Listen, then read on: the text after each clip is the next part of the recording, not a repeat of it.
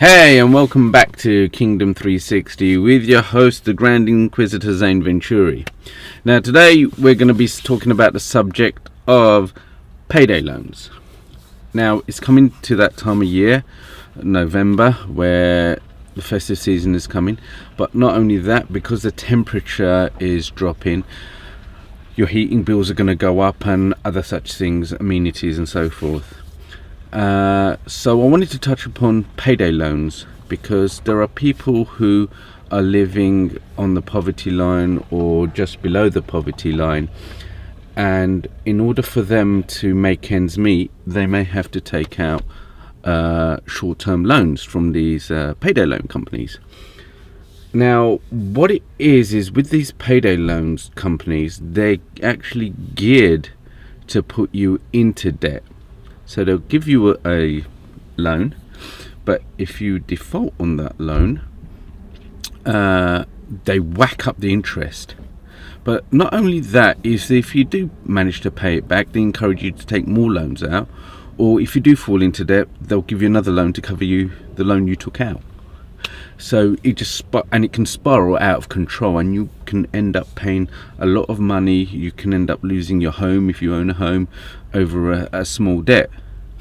So what I wanted to briefly talk about was there are other ways that you can help maybe prevent going down that road, is looking at your income, how much money is coming in, and also trying to cut back on certain amenities that aren't important to your survival or well-being. One of the things that you could do is possibly look at the things you don't need, maybe cut back on your cable, cut it back altogether, and if you're smoking, cut back on your smoking, or try to give up altogether.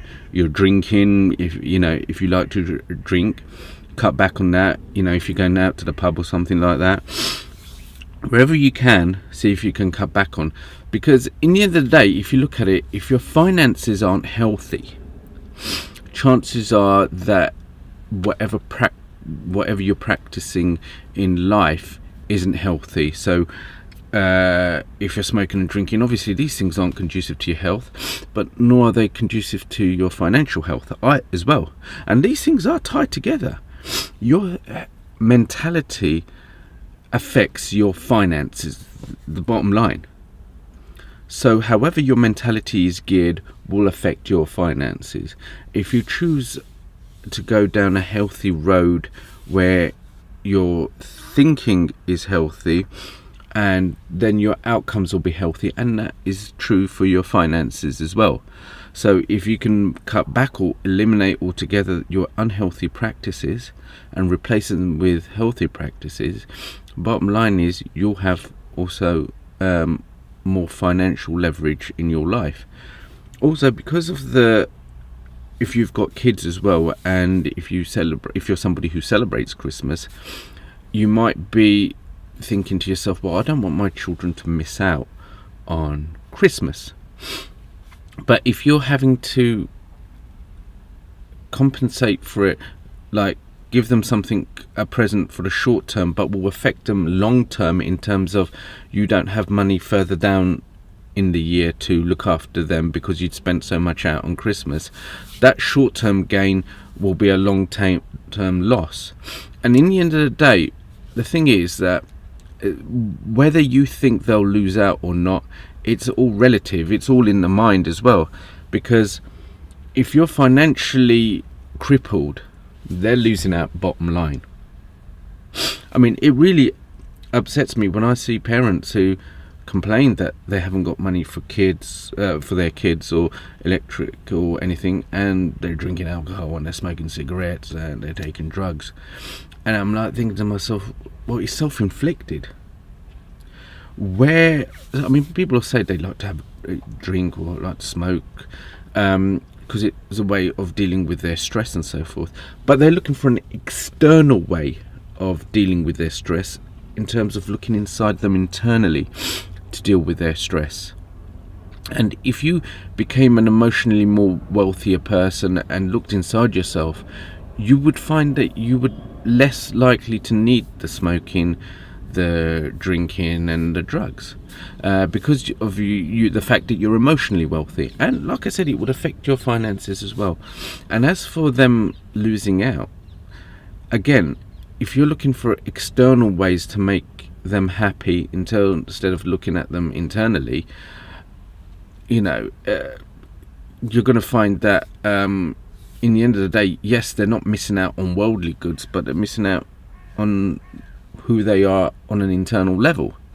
And in the end of the day, you've got to look at it this way. What we have today ourselves, if you have a car or your home, the fact that you've got TV or so forth, these things weren't around 100 years ago. The wealthiest people in society don't have what people have at the lower end of the scale. I mean, I've seen on TV places that have been war-torn, ripped up, and you got places in Baghdad where people are living on the poverty line, but yet they have certain amenities that are available to them that weren't around 100 years ago. So you've got to look at everything into perspective, and the health of your children and yourselves is the most important thing. Not just physical health, mental health. So I just wanted to share that with you. But going back to the payday loan companies, these companies, they're rigged to get you into debt. They're not there to help you. I know this because at one stage in my life, I had the opportunity to get a job interview in one of these payday loan companies. And I did a little bit of research and I knew exactly what to say to them to get the job. I mean, they sort of give the impression that, like I said, they're there to help you. Oh, if you're struggling, we'll lend you some money. But what they want you to do is to come back to them, become reliant on them. And they make it so easy to become reliant on them for money. I mean, I've seen documentaries about payday loan companies where some of the people just go there, they get a loan out for 300 quid and they go spend it on drugs or a good night out. And it's like, and then they'll go to another payday loan company to pay off that payday loan. And it just spirals out of control. Next thing you know, they're like financially bankrupt and emotionally bankrupt. And the stress, and there's phone calls that they get in from debt collectors, people knocking on their doors. I mean, because they make it so easy. They make it so easy for you. But like I said, this job, I was applying for a managerial position. If we're talking in dollars, it was like $45,000 a year. But I thought to myself, I am making a living on potentially making other people go into debt. So I make my happiness or my financial needs are met on the reliance that I get people into debt. And to be honest, I didn't think I couldn't live with that. I couldn't live with people coming in through the door knowing that they're going to face some kind of finance, and they're not really aware of how it's going to unfold. And I've got to sit there and give them these loans knowing that they're going to encounter future hardship. And to be honest, I didn't think, I let it go. I didn't pursue it any further. But even in the interview, the way I sold myself was that I could get people in through the door, give them loans and make them come back and take more loans. And on that basis, they were quite happy to take me on further and give me another interview. But at that stage, I decided, no, for me, I don't think it'd be spiritually rewarding for me to have that job. And I think it'd have played on my conscience quite deeply to see these people taking advantage of vulnerable people.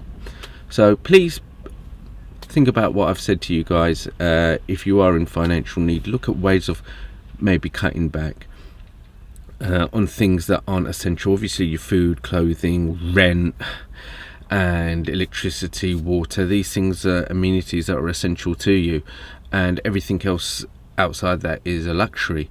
And so if you can cut back on that and put money aside, yes, then maybe you can buy yourself or your kids or members' presents and so forth, if you feel the need, or save the money and build a better future for yourself and your family. So I just wanted to share this with you, and hopefully speak to you again soon.